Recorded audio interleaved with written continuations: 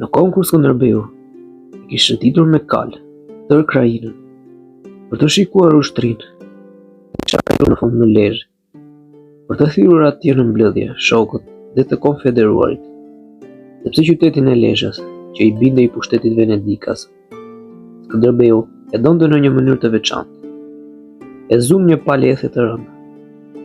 Prandaj, duke ja patur për hera e më tepër frikën vetes, me që sëmundja po keqsoi dita ditë, dhe duke menduar se i kishte ardhur dita e fundit e jetës, dha urdhër që të mblidheshin gjithë shokët dhe princat që kishin ardhur tek ai, të deleguarit e venedikasve, me të cilët ishte i lidhur me një miqësi dhe dashuri shumë të madhe, si edhe kapetanët dhe krerët e kampit. Dhe të gjithëve u foli me mirësi. Virtyti më i lartë dhe besa e vërtetë, o princer fort bujar dhe ju, o bashkëluftëtar të mi, shumë të dashur. Kujtoj se është së pari të ardhurosh, të kesh kujdes dhe të nderosh si duhet, me shpirt të pastër e me frikë Perëndie në zemër, Zotin e Madh e të vërtetë. Së dyti, jo vetëm ta duash dhe ta kesh gjithmonë parasysh ateun dhe shtetin, se cili ka lindur dhe është edukuar, por edhe ta mbrosh e ta shpëtosh edhe me gjak. Gjithë këtyre që u bëj këta, s'ka dyshim se të diturit u kanë saktuar një vend të veçantë në qiell. Këto pa dyshim të gjitha, këto kurdoherë, mi kam patur për zemër, dhe për to kam derdhur tërë zotësinë dhe jam përpjekur me mishe me shpirt. Dëshmitarët më të mirë për këtë, unë kam së pari Perëndin dhe ju.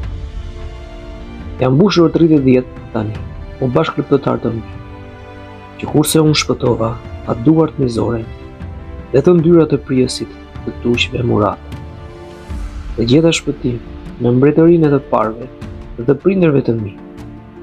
I prej asaj kohe, unë kam bërë gjithmonë dhe kam mbajtur mbi shpatulla, si për mbrojtjen e gjithë interesave tona, si për nderin e Republikës së Krishterë, luftra të paprera kundër gjindjes, së pabesë dhe tërbimit otoman. Dhe të gjitha me ndihmën e Zotit, na kanë shkuar mbar, na kanë dalë me sukses, e siç na e ka dashur zëna. Dhe mua kapetani dhe bashkëluftëtarin tuaj, më keni pritur ndonjëherë të mundur apo të dërmuar në luftë të vërtetë. Por gjithmonë, edhe më lejohet edhe mua ta them, fitimtar mbi armiku. Mua s'më kujtohet të jem goditur ndonjëherë, vetëm se në një rast me shigjet në këmbë të djathtë, ka një far barbari, i cilin e bëra aty për aty, copë e fërteli, para syve të gjithë ushtrisë, dhe ja flaka kokën të gjakosur ndër këmbët tuaj. Tjetër herë kur, sigurisht, siç e dini, ato gjymtyrë dhe ky trupi imi, i hedhur në gjithë ato luftra e rreziqe, nuk e ndjehu shpatën armike apo dhimbjen e ndonjë plagi. Por tani, që kam rrukullisur siç ndodh zakonisht me jetën njerëzore, vitin 60, e 3 të moshës sime, dhe kam marrë atë pjetën e pleqësisë. Tani o shok, o bashkëluftëtar të mi, shikoni, po mbaroj i mbërthyer nga sëmundja e rëndë që më ka rënë dhe i këputur pa pikë fuqie natyrore në veten time.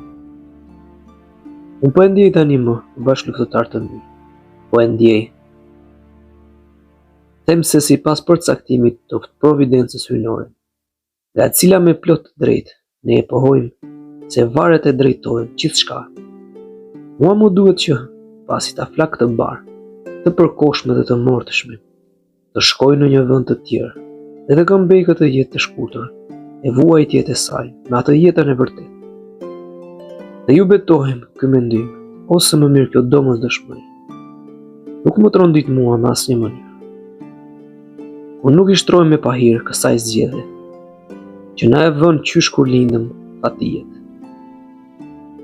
Nuk duhet të na vijë keq as pak, nuk duhet të vajtojmë asnjë çik, sepse nuk pësojmë kundër ligjit, përkundrazi, bas të ligjit, kemi lindur që të vdesim të gjithë. dhe kësaj domosdoshmërie s'ka kush i shpëton. Anën tjetër, unë e di se çka është e domosdoshme për të gjithë, s'mund të jetë e vajtueshme për njeri. Më në fund, balta duhet t'i kthehet baltës, dhe duhet t'i bindemi natyrës. Ky shpirt i përjetshëm dhe i pavdekshëm, dhe kjo frymë qiellore duhet t'i kthehet atij që na e dha e na e huajti. Me gjithë këtë, o shok dhe bashkëluftëtar të mi, fort të dashur, unë nuk e përballoj tani, nuk e përballoj. Shpirt kaq të qetë këtë fat të vdekjes. E të shmange më rreziqeve, të bëj bisht të mundimeve, të shpëtoj vuajtjeve në të cilat kam qenë zhytur, kam jetuar gjatë gjithë kohës, gjerë tani për të mirën e fesë dhe të nderit të Republikës së Krishterë. Përkundrazi, jam i gati që të heq përit e saj, vuajtjet dhe mundime gjithmonë më të shumta e më të mëdha. Veç po e shoh tani më. Dhe kjo është dëshira ynore. Unë po e ndjej dhe po e dalloj qartë Zotin, i cilit duhet t'i bindem plotësisht, dhe largohem më në fund. Nga kjo mbretëri toksore, dhe nga ky burg mjerimesh.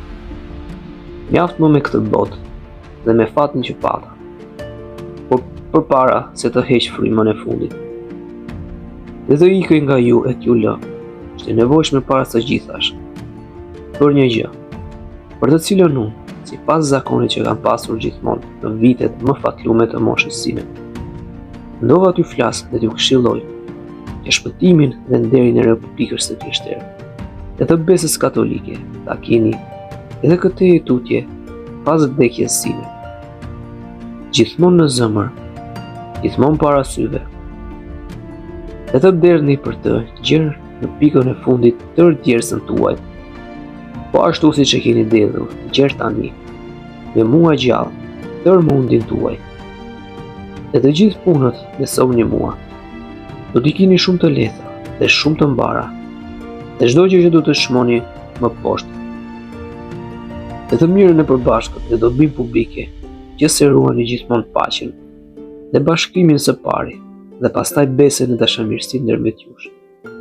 Me të vërtetë, s'ka asnjë shtet aq të fuqishëm dhe aq të shëndosh, që të mos shëmbet dikur e të mos rënohet. Kur lëshon vendmërive dhe grindjeve të përbashkëta, kur vë përpara së mirët, së përgjithshme, dobin dhe përfitimin vetjak. Por në rast se ju do të jeni përkundrazi, të lidhur e të bashkuar, asnjë armik, dhe asnjë sulm kundërshtari, nuk do të mund t'ju dëmtoj. Mbretëritë dhe shtetet tuaja do të qëndrojnë për herë. Popujt, gjindjet, gratë, fëmijët dhe të mirët tuaja do t'i keni siguruar për gjithmonë me qetësinë dhe fatbartësinë e përhershme.